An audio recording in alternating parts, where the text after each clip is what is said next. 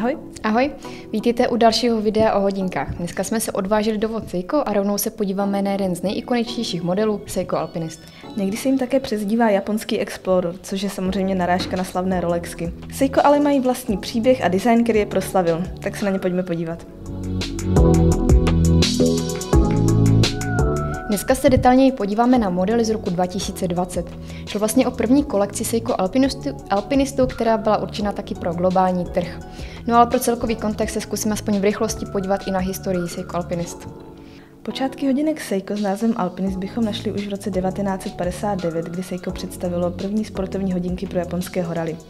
Ty byly postavené na základech náramkových hodinek Laurel, ale měly být robustnější, voděodolnější a celkově lépe stavěné do náročnějších podmínek. Na číselníku bychom potom našli název Alpinist a druhá generace z 60. let pak nesla označení Champion Alpinist 850. Vzkříšení přišlo v polovině 90. let. Z této doby vlastně pochází design, který se dochoval do dneška. Šlo o takzvané Red Alpinist podle červeného nápisu na číselníku. No a tady vznikl i ten podivný odstín mandlově zelené. Seiko poté vydalo několik dalších modelů, které už se však designově lišily. Vzhled Red Alpinist se ale obnovil v roce 2006, kdy Seiko vydalo pro japonský trh nový model s označením Sharp. Ten už však nenesl název Alpinist na číselníku, ale designové DNA zůstalo. V roce 2019 Seiko představilo limitku Blue Alpinist. Byla ale určená pouze pro vybrané butiky a měla připomínat 60 let od prvního modelu. No a konečně v roce 2020 dorazilo Seiko Alpinist i na jiný než japonský trh. Pokud vás zajímá historie Seiko Alpinist podrobněji, určitě mrkněte na článek, odkaz vám necháme zase dole v popisku. Seiko představilo celkem 4 základní varianty. 2 s takovým béžovým, možná spíš až šampaň nebo krémovým odstínem, který krásně podtrhává ten vintage dojem z alpinistů. Lišily se barvou indexů a ruček a také barvou koženého řemínku. S černým řemínkem získáváte stříbrné ručky, se zeleným odstínem toho řemínku pak zlaté. Třetí variantou je potom model s černým číselníkem, který se liší designem indexu a jako jediný je na ocelovém náramku. Čtvrtým modelem je pak asi nejikoničtější barevná varianta se zeleným číselníkem, zlatými indexy a ručkami, který je na koženém hnědém řemínku. Nově Seiko vydalo také další modely. Šlo o limitky pro rok 2020 a 2021 určené výhradně pro evropský trh. Lišily se barvou číselníku a ve speciálním boxu byl také náhradní kožený řemínek.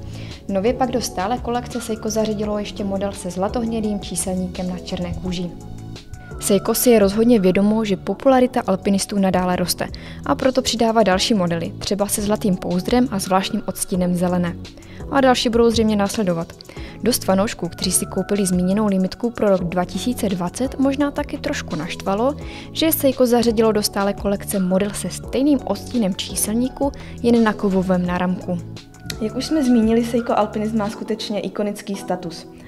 To je dáno především velice rozeznatelným designem, pro který sběratelé hodinek alpinisty úplně zbožňují. Prvním rozeznávacím prvkem je určitě azimutální luneta, kterou najdeme na vnitřním chapter ringu. Otáčí se pak pomocí korunky na 4. hodině. Tady narazíme asi na první nedostatek alpinistů. Stupnice je maličko vychýlená a nesedí tedy přesně. Krásně to vidíme, když nastavíme sever přesně na 12. index. Ostatní světové strany pak budou trošičku shaderem. Asi z toho bude dost lidí rozčarováno. Na druhou stranu jde už prakticky o typický prvek lunet u Seika. Někdy si fanoušci dělají i srandu, že by šlo o fejky, kdyby všechno sedělo přesně. A pojďme dál. Na číselníku najdeme ocelové indexy v podobě leštěných hranolů a arabských číslic. Barevně korespondují s ocelovými ručkami a tady bych určitě vyzdvihla preciznost, se kterou jsou provedené. Obzvlášť nadšená jsem například z vteřinové ručky, která je krásně tence zakončena, no a samozřejmě z katedrální hodinové ručky, která má už ten typický designový prvek pro alpinisty. Mírně se designově vymyká černá varianta, která nemá arabské číslice, ale indexy, které tvoří hranoly připomínající vrcholky hor. Tento model je taky jako jediný na ocelovém náramku typu Oyster. Ostatní varianty jsou potom na telecint koženém řemínku. Tady určitě musíme zmínit, že jde o velmi měkký a pohodlný řemínek, který se krásně přizpůsobuje zápěstí. Pouzdro je potom v celoleštěné úpravě, vyjma teda horní hrany nožek, které mají vertikální broušení. Spony jsou řešeny rovněž velmi pěkně. Jde o překlápěcí sponu bytelnější konstrukce se signováním. Zapínání je potom velmi rychlé a pohodlné. Zapomenout nesmíme ani na luminescenci. Jde samozřejmě o LumiBright, který najdeme jako výplň ruček a taky na drobných bodech u hlavních hodinových indexů. Luminescence tady plní rozhodně užitečnou funkci a vzhledem ke sportovnímu zařazení alpinistů by bez ní hodinky byly o něco ochuzené. Pojďme se tedy podívat na parametry. Pouzdro má průměr 39,5 mm. Od nožky k nožce je to 46,5 mm a mezi nožkama 20 mm. Tloušťka hodinek je pak 13,2 mm. Co se týče pohodlí při nošení, bude to velmi individuální. Můj pocit třeba je, že se možná nosí trošku větší než podle čísel na papíru. Průměr sice nedosahuje ani 40 mm, ale jsou poměrně robustní a také délka poměrně narostla. Na menším zápěstí to už tedy nemusí tak úplně pohodlně sedět, zvlášť když ještě vezmeme v potaz korunku. Sklíčko na číselníku je safírové s vnitřní antireflexní vrstvou. Samozřejmě je tady také kyklop nad datumovkou na pozici 3. Opět je ze safírového skla a kolem zvětšovací čočky se vždy rozpoutá diskuze. Někteří ji totiž vyloženě nesnáší a berou ji jako hyzdící prvek. Asi je to věc vyloženě vkusu. Za mě třeba k alpinistům vyloženě sedí, podobně jako ke zmíněným Rolexkám. No a v každém případě jim minimálně nemůžeme odepřít tu praktickou zvětšovací funkci. Když se podíváme na dýnko, najdeme průhled na strojek. Tady už je sklíčko minerální, neboli přesněji hardlexové.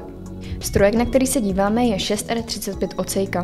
Jde samozřejmě o in-house strojek, který tady nabízí skvělou rezervu chodu 70 hodin. Znamená to, že když hodinky odložíte třeba na 2 dny, stále pak ještě poběží. Jak jsme zvyklí u základní a střední třídy strojku, Seiko je příliš nezdobí a platí to i pro 6R, proto tady najdeme jenom základní tokijské pruhy na rotoru a jinak je ten stroječek poněkud holý. Bavíme se tady o sportovnějších hodinkách řady Prospex, takže se od nich vlastně ani nic jiného neočekávalo. Taky jsme si už v posledních letech zvykli, že Seiko u Prospexu signuje korunky jenom u vyloženě drahých nebo mimořádných modelů, takže u alpinistů podpis na korunce nečekejte. Nastavení probíhá tradičně přes korunku, která je šroubovací. V první poloze nastavujete datum a v druhé poloze samozřejmě čas. No a jak je vidět na vteřinovce, strojek nabízí i komplikaci hackingu. Cena za modely ve stálé kolekci se pohybuje okolo 20 000 korun a u limitek to jde pak samozřejmě o něco výše. Cena hodinek bývá vždy tak trochu diskutabilní, ačkoliv se bavíme o hodinkách, které mají pro sběratele naprosto kultovní status. To je pravda. Navíc tady musíme zmínit i kvalitní zpracování, když jim teda odpustíme nějaké ty drobné mouchy, které jsme zmínili. Navíc v nich tiká velmi spolehlivý strojek střední třídy se skvělou rezervou 70 hodin. No a nesmíme také zapomenout, že model spadá do řady Prospex, takže se tady bavíme o hodinkách s 200 metrovou voděodolností. Možná jim budete vytýkat to prospexovské logo na číselníku nebo naopak chybějící červený nápis. Ale nesmíme zapomenout, že se jedná již o 7. generaci této legendy a Seiko zřejmě má jasno v tom, co dělá. Ostatně obrázek si udějte sami, odkaz na hodinky vám dáme zase dolů do popisku. Tak a to už je od nás vše. Budeme rádi za každý odběr či like a budeme se těšit samozřejmě zase příště. Děkujeme za sdílení, sledování, no a nezapomeňte, ten správný čas je teď.